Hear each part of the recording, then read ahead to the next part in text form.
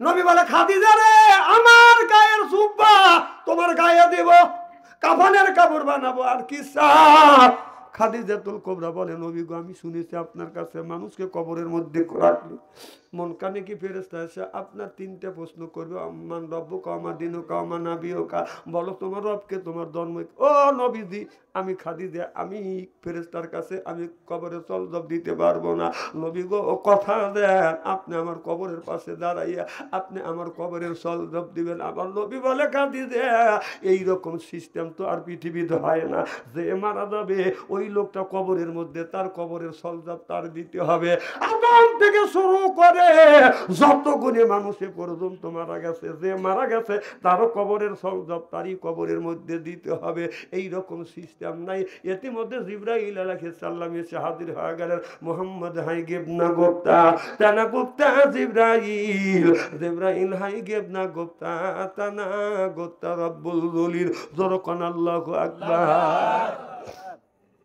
জিবরাইল আলাইহিস সালাম বলে নবী গো ও নবীজি সব মানুষের বেলা যেমন, কিন্তু আপনার খাদিজার বেলায় আলাদা। নবী খাদিজার দোয়া কবুল করছে গো নবীজি। ও নবীজি আপনার খাদিজা মারা গেলে কবরে সলজব আপনি দিবেন। আমার নবী বলে খাদিজা রে আল্লাহ পারমিশন দিছে তোমার কবরের সলজব আমি দিব। মা খাদিজাতুল কুবরা নবীর মুখের দিকে তাকাইয়া চোখের পানি ফেলে কাঁদ। আমার নবী বলে খাদিজা এখন কেন তুমি কান্দো, কি হই?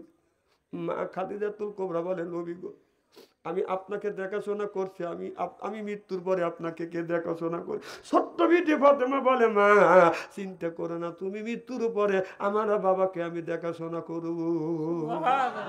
বলাও সে মা খাদিজাতুল কুবরা আমার নবীর দিকে তাকাস আর কথা বলে না। আমার নবীর চোখ থেকে পানি ফেলতে কাঁদতেছে। ছোট্ট বিটি ফাতেমা বলে বাবা মা কথা কয় না, আপনি চোখের পানি ফেলে কান্দেন, কি হয়েছে গো বাবা? আমার নবী বলে ফাতেমা তোমার মার কোনোদিন কথা বলবে না রে মা রে, তোমার মা দুনিয়ার থেকে বিদায় হয়ে গেছে। অমনি ছোট্ট বিটি ফাতেমা যাইয়া আমার গলা ধরে ধরে কান্দে আর বলে মা রে আজকের থেকে তুমি দুনিয়ার থেকে বিদায় হয়ে গেল মা, আমি ফাতেমা কারে আজকের থেকে মা বলে ডাকবো?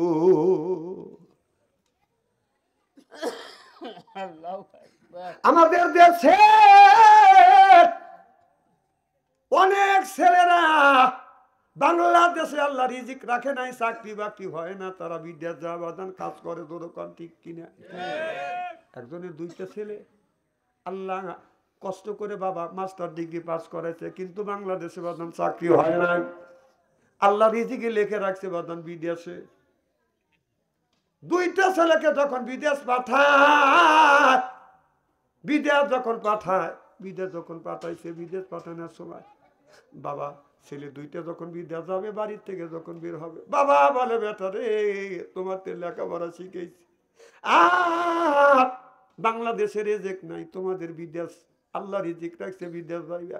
বাবা কান্দে আর বলে বেটা রে এ বেটা যা আমি তোমারে বিদায় দিলাম। বাবা কান্দে আর মা কান্দে। আল্লাহ ছেলে কোনো মা কোনো বাবা চায় না ছেলে কলিজার নিজের কলিজার টুকরা সন্তান দেশ থেকে বিদেশ যায়। ওই ছেলে দুইটা যখন বিদায় নিয়ে বিদেশ যায়, বাবা মা কান্দে আর বলে আল্লাহ ছেলের রিজিক তুমি বাংলাদেশে রাখো না, আমার এই দুই ছেলে রিজিক রাখছো তুমি বিদেশের। আল্লাহ আল্লাহ আমার সন্তানকে কষ্ট করে মানুষ করছে, মাওলা আমি যদি মরে যাই মনে হয় এই দুইটা সন্তান এসে আমাকে মাটি দিতে পারবে না, জানাজার নামাজ পড়াইতে পারবে না।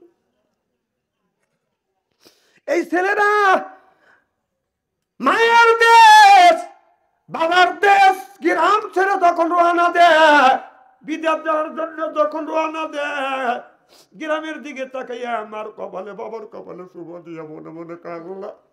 5 বছরের মনে বিদেশ যাচ্ছি, মনে হয় মাকে জানাজা করতে পারবো না, বাবার মুখ দেখতে পারবো না। গ্রামবাসীর কাছ থেকে বিদায় না যাওয়ার সময় কলজা পেটে হাতে ইশারা করে আর বলে ও গ্রামবাসী রে যদি ভুল করে থাকি মাফ করে দিও, হয়তো মরে গেলে আর মায়ের দেশে আসতে পারবো না। যারা বিদেশ থাকে নিজের বউ বাল বাচ্চার খুশির জন্য সুখের জন্য ছেলে মিয়া মা বাচ্চা বিবি বাল বাচ্চা ফেলে বিদেশ থাকে, আর বউরা এখানে স্বামীর খায়া স্বামীর করে পরকীয়া প্রেম করে। তোমার 5টা মনে একটা কথা কয় না। ছেলে যখন মা বাবা ছেলে সন্তানকে রাখে বিদ্যা যখন তোর কলিজা ফেটে দাও।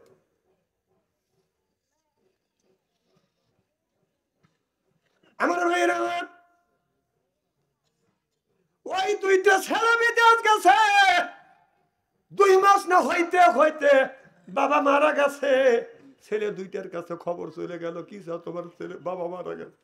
ছেলে 2টা কাঁদে আর বলে, আল্লাহ, মায়ের দেশ বাবার দেশ ছেড়ে চলে আসছে, 2 মাস ধরে আসছে, বাবা মারা গেছে আর বাবাকে মাঠে দিতে পারলাম না। বাবার মৃত্যুর সময় বাবার পাশে দাঁড়াইতে পারলাম না।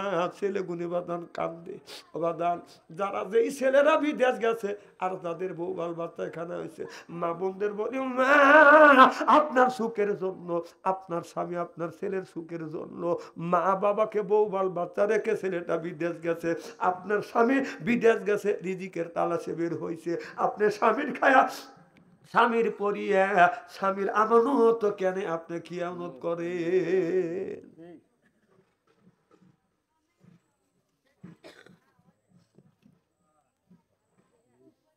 যা হোক, 11:30 বাজে গেছে, আর আমি আপনাদের কষ্ট দেবো না। আমি এই কথাটা আগেই বলছিলাম। না না, কথা ঠিক আছে, এখন পাম দিয়ে লাভ নাই, কারণ আমি সে কথা আগেটাই বলছি। আমাকে ঠিক মতো সময় তুলে দিবেন। আমি 1.5 ঘন্টা ওয়াজ করি, এখানে 2 ঘন্টা করব, হিসাব করে আপনারা তুলে দেবেন। না না, আমি এই কথা বলে উঠছি, তাহলে আমাকে আধা ঘন্টা পরে তোলেন। না না, ঠিক আছে, এই কথাটা আমি আগে স্টেজের ওঠার সাথে সাথে আমি বলছি।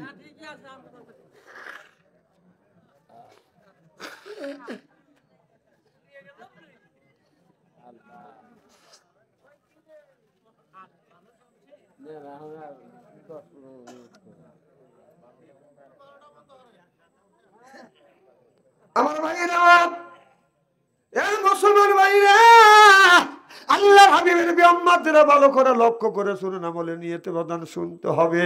ও বাদান, আল্লাহর নবীর বিবি খাদিজাতুল কুবরা যখন দুনিয়ার থেকে বাদান বিদায় হয়ে গেলেন, আমার নবী কি করলেন? আমার নবী বাদান কবরের মধ্যে গড়াগড়ি করলেন। এরপরে গড়াগড়ি করিয়ে এরপরে বাদান খাদিজার শরীরের মধ্যে নবীর আপনার যুব্ব মোবারক, এরপরে বাদান কাফানের কাপড় পরাইয়া আমার নবী নিজ হাতে খাদিজাতুল কুবরাকে কবরের মধ্যে বাদান শোয়াইছে। এমন সময় কবরের মাটি এরকম করে খাদিজার দিকে বাদান চেপে আসছে। আমার নবী অস্থির হয়ে গেছে। আমার নবী 2 হাত দিয়ে কবরের 2টা পার ধরছে। আর নবী আর কবরের মাটিকে ঠেকা রাখতে পারে না, মাটির চাপ নবী সহ্য করতে পারছেন না, ঠেকাইতে পারে না। আল্লাহ নবী পেরেশান হয়ে গেলেন আর বলে, আল্লাহ, আমার খাদিজা আমার জন্য কত কষ্ট করছে, সেই খাদিজাকে কবরের মাটি চাপ দিচ্ছে। আল্লাহ বলে, বন্ধুরে, আপনি চিন্তা করেন না, আমার এই মাটিতে, আমার এই জমিন কবরের মাটি আপনার খাদিজাকে চাপ দিবে না। আপনি উঠে আসুন গো নবীজি, এই কবরের মাটি খাদিজার সাথে কোলাকুলি করতে চায়। আমার নবী লক্ষ্য করে দেখে কবরের মাটি এসে খাদিজার সাথে কোলাকুলি করতেছে। আমার নবী মুচকি মুচকি হাসতেছে। আমার নবী বলে, খাদিজা, তোমারও কবরে যতক্ষণ মন কান্নে কি আসবে না, পাম্পিয়সি কথা দিলাম, তোমার কবর ছেড়ে আসবো না। সিল্লাকান আল্লাহু আকবার। আমার নবী খাদিজার মুখটা বাদান কাবার দিকে করিয়ে দেয়, কুইরা মুখটা বাদান আপনার উপর দিকে আকাশের দিকে হয়ে যায়। হাদিস শরীফের মধ্যে আসছে, যার মুখ বাদান কাবার দিকে হয় না, ওর কবরের মধ্যে আল্লাহ আগুন জ্বলা দিবে। আর যার মুখটা কাবার দিকে থাকে, ওর ভিতরে বাদান ঈমান আছে। নবী যখন খাদিজার মুখটা কাবার দিকে করে দিতে চায়, মুখটা ঘুরে বাদান আকাশের দিকে হয়। আবার নবী মুখটা কাবার দিকে করে, ঘুরে মুখটা বাদান আপনার আকাশের দিকে হয়। আবার নবী মুখটা কাবার দিকে করিয়ে দেয়, সাইডে দেওয়ার সাথে সাথে মুখটা আকাশের দিকে হয়। মা খাদিজ, আমার নবী পেরেশান হয়ে গেলেন আর বলে, আল্লাহ, আমার খাদিজা ইসলামের জন্য কি না করছে, আমার জন্য কত কষ্ট করছে। বুড়া মানুষ ওই পাহাড়ের উপরে, যেই পাহাড়ে এখনো আপনার আমার নবী বাদান ধ্যান করেছে। আমার মা খাদিজাতুল কুবরা বুড়া মানুষ, অত বড় উঁচু পাহাড় দিনের মধ্যে 2 বার করে আমার নবীর খাবার নিয়ে গেছে। আল্লাহু আকবার। আল্লাহ শেখ খাদিজা কি জাহান্নামে হবে? আল্লাহ বলে বন্ধুরে দুনিয়ার সব মানুষ মুখ থাকবে কাবার দিকে, আর তোমার খাদিজার আচার আচরণ ইসলামের খেদমত আমি আল্লাহ পছন্দ করছি। তোমার খাদিজার মুখও থাকবে আকাশে, আমি আল্লাহ আরশে আজিম থেকে আমি তোমার খাদিজার মুখটা দেখতে চাই। মা বোনদের বলি মারে আপনারা মা খাদিজার উত্তর সরি, মা ফাতেমার উত্তর সরি, মা আয়েশা সিদ্দিকার উত্তর সরি মারে। ও মা আপনারা মা খাদিজাতুল কুবরার উত্তর সরি হইয়া মা খাদিজাতুল কুবরা যেই কাজ করছে মা আয়েশা রাদিয়াল্লাহু তাআলা আনহার উত্তর সরি হইয়া সে যেই কাজ করছে সেই কাজগুলো করবেন। ফাতেমার উত্তর সরি হইয়া আপনারা কেন জাহান্নামী হয়ে যাচ্ছেন গো মা? কারণ আপনারা হলো মা জাতি, আপনাদের পেটে হাফেজকারী মাওলানা হচ্ছে, এখনো হবে। দুনিয়ায় যতগুনি নবী রাসূল আসছে একটা নবী রাসূল পুরুষের পেট থেকে হয় নাই, সব নবী রাসূল আসছে মা বোনদের পেট থেকে।